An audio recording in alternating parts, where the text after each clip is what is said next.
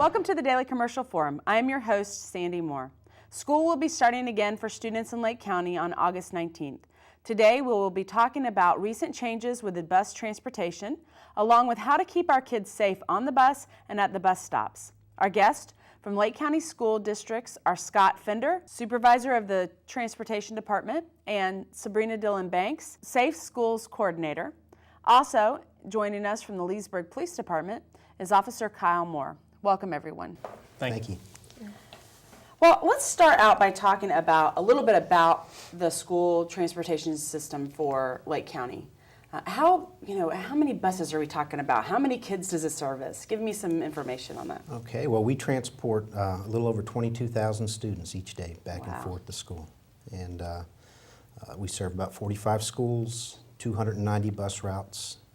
70 of those bus routes serve ESE, special needs students, and travel about 5,800,000 miles each year. So it's a daunting operation. Wow. Now, did you say how many bus drivers we have? 290. 290 people that do the bus routes. Now, I know that right now, and that's part of the reason why we're doing this show, that there's been some changes that have happened. Can you tell us a little bit about these changes and what that really is going to mean for the people in Lake County as far as for children? Sure. Probably the biggest one that people have heard about is that the school board had decided at their June 24th meeting that they would discontinue what's called courtesy busing. And courtesy busing is, we have about 4,300 students that we do not receive funding from the state of Florida to transport them. And the district has historically made the decision to go ahead and transport those even though we don't receive funding. But it's a tough economic times, and they had to make some hard decisions, and one of those decisions would be to end that busing. So. Okay, and when you say you don't receive funding for them, and that is directly related because of how close they live to the schools, right? Correct. If they live within 2 miles of their school that they attend, the state will not reimburse the district for their transportation. Now, does it matter anything? Because I think I've heard in the past that, if you live within a certain distance from your school, but if you have to cross a major highway, then they'll still bus you. So does it take into account any of that? Yeah, there's a term that you've probably heard. It's called hazardous walking conditions. Okay. And there's a set of criteria that's laid out by the state. And if the people living in those areas fall within those criteria, then we can transport those and receive funding. And those people who are in those zones now, because we do have several of those throughout the district, will continue to receive transportation. Now, how many kids is this going to affect? 4,300 approximately. 4,300 kids that will no longer. What kind of feedback have you had about this so far? It hasn't been terribly positive, but we didn't expect it to be. It's a tough decision, and as a transportation director, if I could transport all 40+ thousand kids, I would do it because it's far and away the safest way to get the kids back and forth to school. But the reality is we can't afford to do that, and so sometimes we're faced with tough choices. Well, these kids will get to be able to say, I walked to school 2 miles every day. That's right. That's right. They'll have those Bare feet. Yeah. uphill both ways. Wasn't that what our That's right. parents always said? You've got it easy, so no longer. Now we know. No. So tell us a little bit more about the way that the system works. And I don't know if Sabrina, you can jump in too. I know we're going to talk a little bit about kids being safe on the buses and while they're waiting for the bus. But how does the system work as far as the buses? How many kids normally ride on a bus? How do you determine the routes? That kind of thing. Okay. Well, as far as children on the bus, the state pays us to be as efficient as possible. So the more to capacity a bus is, then the higher, it's technical, but there's a multiplier that determines how much we get funded. So we want to have our buses as full as possible. Now, a 77 passenger bus, for example, that's based on 3 students to a seat. Well, that's fine with elementary students, but middle and high school students, that's not going to work. Not very practical. And we understand that. We understand that. But still, you might get 54 middle or high schoolers on a bus, a 77 passenger bus, and we want to be as full as possible, just so that we can help the district and receive as much funding as possible. Well, tell us, Sabrina, some of the just general rules as far as when it comes to bus safety for the kids. What is it that what's the expectations out of kids riding the bus? What I tell students and parents, the bus is an extension of the classroom. Whatever a teacher would expect you to do in the classroom, other than instruction and curriculum, we expect that on the bus. So there's no hitting, there's no fighting, there's no disrespect. If that's what we want them to do. They want them to be respectful and kind of each other. There's no sticking our hands out of the windows. There's no yelling out of the windows. I've even pulled up next to a bus when I saw kids yelling, let my window down. I said, get back in the bus. Because I'm that teacher, I'm that instructor 24/7. So, and again, the bus is the extension of the classroom, and that bus driver is the authority figure, and they are in charge of the bus. So, and that's just what we always just reiterate with our students, that the bus it's the classroom. Now, is the bus driver the only adult that's on the bus? And I know a little bit about that, but I may have to go back to Mr. Fender on that. I know some buses do have aides or monitors on buses, but I don't know how many are on the buses. All of our ESE or special needs buses have monitors or aides. We don't normally put them on a regular bus unless we just, perhaps that bus is just requiring a little bit more help at that time. So sometimes we do put one on. I was always impressed with our bus driver because she could always figure it out if something was going wrong, and she was, hey, Yeah, I do believe bus drivers do have eyes in the back of their heads. Oh yeah, for sure, and, definitely, and they're not opposed to pulling over. Yeah. I remember we wanted to get home. It's a tough job because think is. about when you had a substitute teacher in class, how tough it was with 20 or 30 kids, and you're putting a bus driver on the road, having to watch what's coming at them, know what's going on behind them with upwards of 70 children on the bus, and be safe. It's tough, and they do a great job, and they work very hard at it. Well, and it is amazing if you think about it, because I have 2 kids, and I have a hard time when they're in the car sometimes getting them to behave, if they're back there. So I can't even imagine trying to deal with 70 kids that can't keep their hands to themselves. Yes. Now, tell us a little bit. I know that as a parent, especially when you have young kids and you're just starting out, kindergarten, it's a scary thought to put your kid on the bus. So what kind of, tell us a little bit about how we can prepare our kids to ride the bus, but also just their general safety there. I don't know if Mr. Fender wants to start, or I can just say I know Lake County has a zero tolerance for misbehavior on the bus. We have a very strict policy in our code of conduct, and if students have discipline infractions on the bus, administration at the school level address those issues.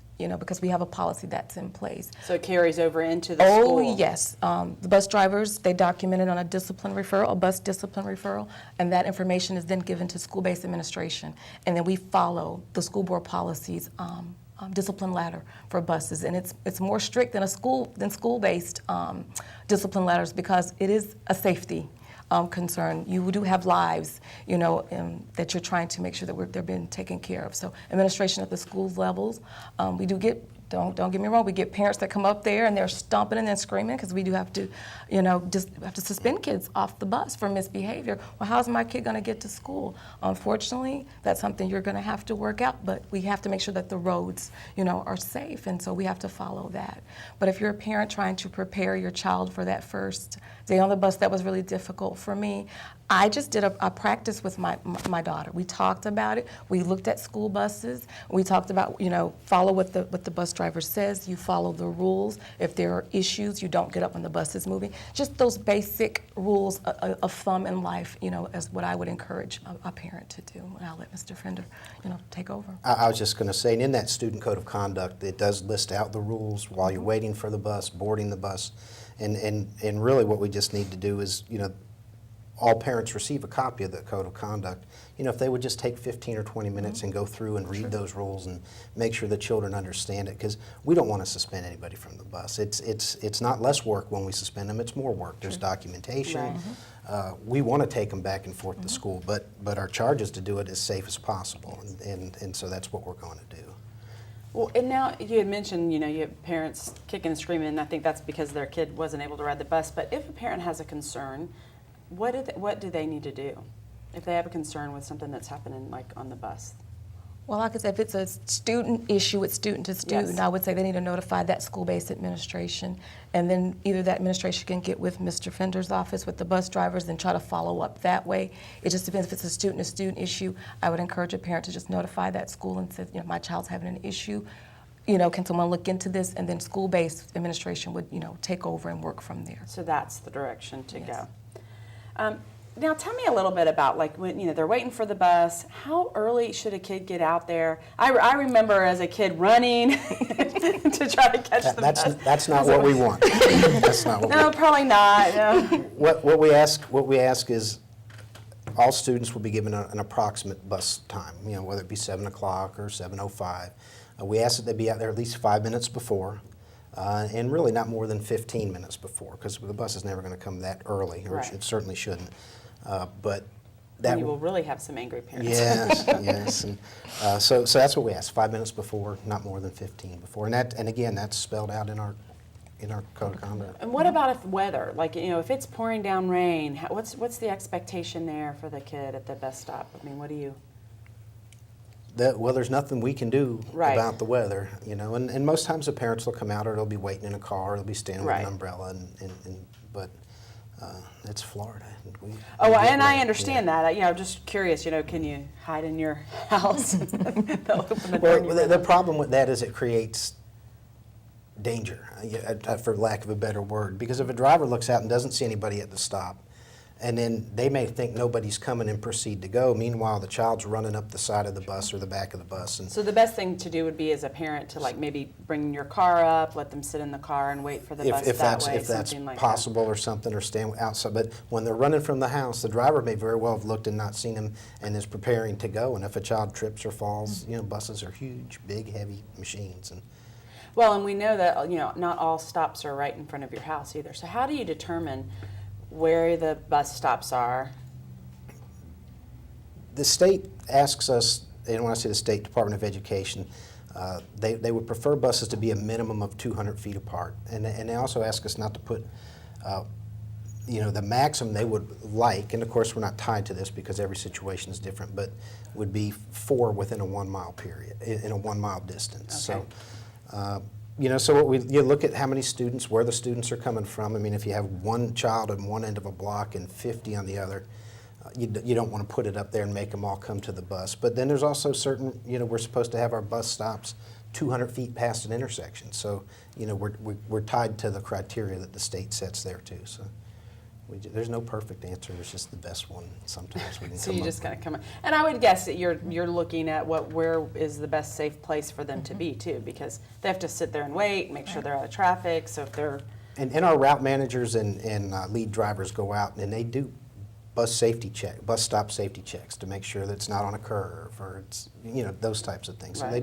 we do look into that.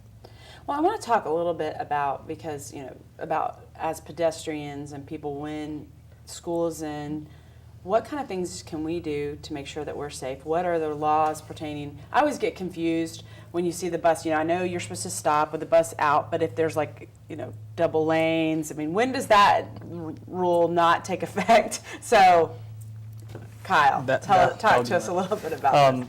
When traveling in the opposite direction of the bus, a lot of people get confused of should they stop or should they not stop.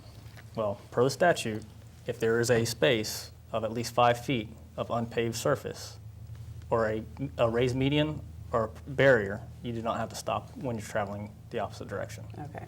So that would dictate whether you needed to stop or not. And then tell us about the school. Well, one, what happens if you get caught?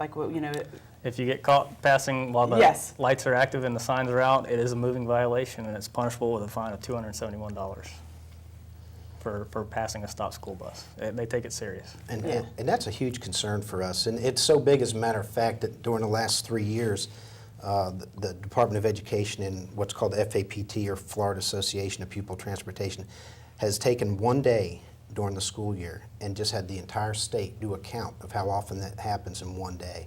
And the numbers are kind of staggering. Like in 2011, 8,900 times that happened in one day in the state That of they Florida. didn't stop. That they didn't stop. And that's when the bus is stopped and the sign is out and people just come right on by.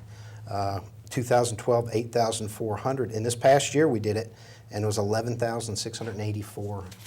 Well, because sometimes, obviously, the kids are having to cross the street Correct. into that traffic, and it would, And that falls back on the driver, because what we ask the driver to do, and we ask the students to do, is when they step off the bus, they're supposed to wait about 10 feet off to the front, and the driver is looking in the mirrors, making sure nobody is running their stop arm or coming, and once they've determined that it's safe, then we ask the students to make eye contact with the driver so that she can cross them across the front of the bus.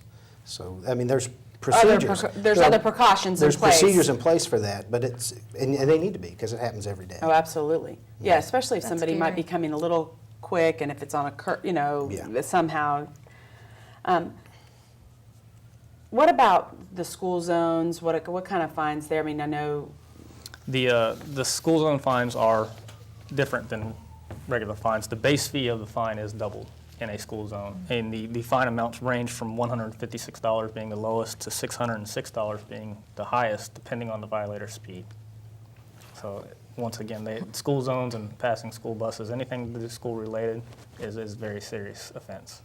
now what other kind of things does the police department do to get people ready and to make people more aware, if, like that school's coming? Because right now, when you're in the summer months, you Summer kind of get break. lazy about that. You don't Right. see that happening a lot. That's what we try to do is a couple weeks before the school zone or year begins, we do go in the school zones and monitor traffic, and we also put out signboards, electronic signboards, to notify the motorists that the school zones will become active in the next couple of weeks, to give them a heads up. Tell us a little bit more about when the busing for like the ES or kids with special needs.